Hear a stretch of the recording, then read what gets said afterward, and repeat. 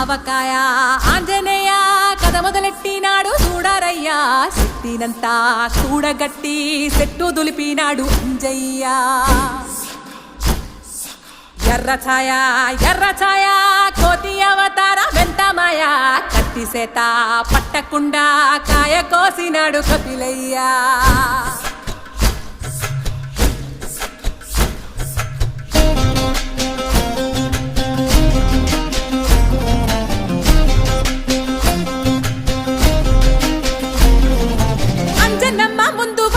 పుంజుల్ CD మామిడి ముక్కలు కుప్పల్ తెప్ప